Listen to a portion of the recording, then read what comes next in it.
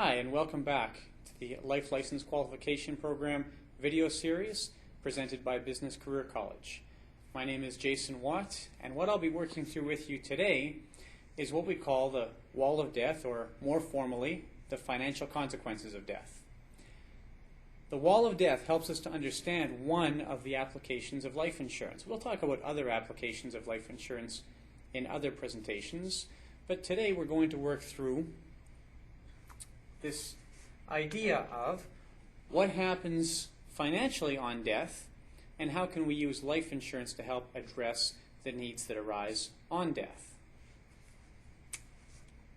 Now, to start off, we have this life. Life is rolling along, trundling along, barreling along, whatever you happen to have with life. And of course, at the end of life, we are going to have something that should not be a surprise to anybody in a life insurance course. This is, of course,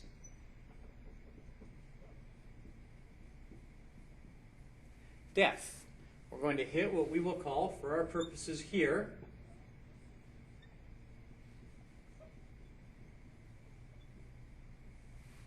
the wall of death. Now, you'll notice that I left a little gap here between life and death. There's somebody who's been there for me throughout my lifetime. And here they are again, waiting for me, saying, Jason, we appreciate all that you've done for us, but one last time, we're going to have some dealings. Of course, at this point, I have to resolve all my matters with the tax man. It's the tax man who's been waiting for me all my life, and here they are again. So what the tax man is going to do here is look at the value of all my stuff and put me through a process here called a deemed disposition of my assets. A disposition simply means getting rid of, so here I will get rid of my assets. Now, properly, I don't have to sell my assets or whatever the case is on death, but I will be taxed as if I had gotten rid of them. So, we'll go through a process here called crystallization.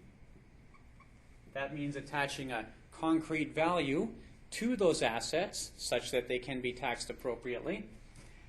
And in order to effect that crystallization, we're going to file what we call a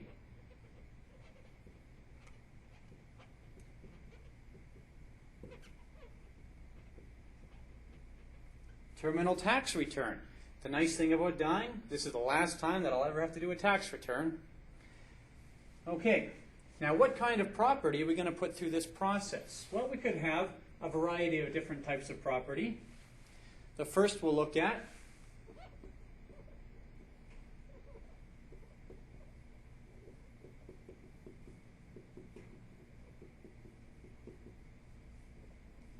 is what we call the principal residence. This is the home that you own and live in. Now, your principal residence on disposition is normally not considered taxed. That's no different on death. It doesn't matter who you leave it to or sell it to. A disposition of the principal residence is normally not taxed. So we will see here that at least that portion of your property is going to be exempt from what Revenue Canada would normally do here. However, other property, such as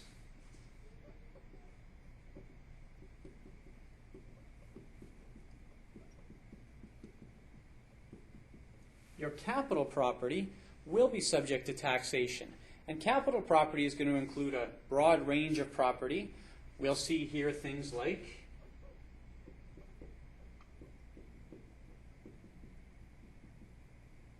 investments and real estate. We're going to dissect this further in another video. However, for the time being, it's sufficient to know that what's going to happen with this capital property is that we will pay for it with our already taxed dollars. It will then appreciate in value. The difference between what we pay for it and the value at the time of our death is what will be taxed. Now, Revenue Canada is more than fair about this. They don't tax all of that appreciation. Instead, they apply the taxation of capital gains here, or they tax it at 50%.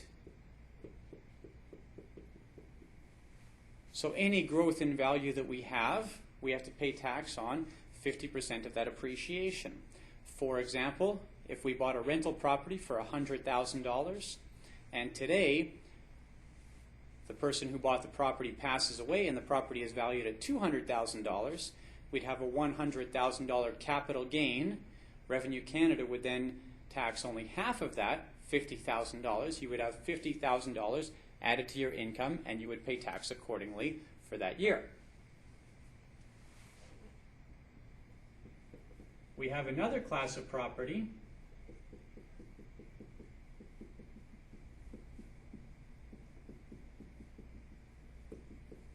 that we will call registered property. Registered property would include primarily investments that are held in an RRSP or a pension. Now, the reason people put money into an RRSP or a pension initially is generally for the tax deduction that you gain as a result of that contribution. And then what's going to happen is it will grow tax deferred. What that means is on death, the money sitting in this registered account or this registered property has never been taxed. If it's never been taxed, I think we can see what's going to happen here. That Revenue Canada says, we never got our crack at that. We better make sure and fully tax those amounts. And we could have one other class of property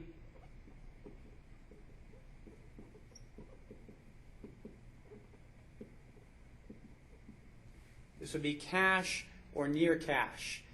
This would be things like savings accounts, money held in a GIC, bills, the like. This stuff, for the most part,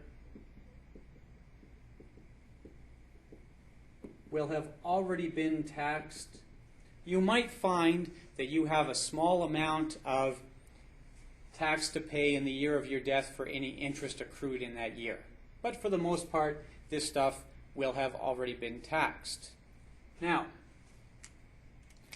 we look at all this property and we say, okay, what happens to it on death? Well, Revenue Canada takes their crack at it. They don't touch your principal residence generally. They will tax your capital property. They'll tax your registered property. Every dollar that comes out is going to be taxed as regular income. And for the most part, probably not anything to worry about here with this cash or near cash type of asset.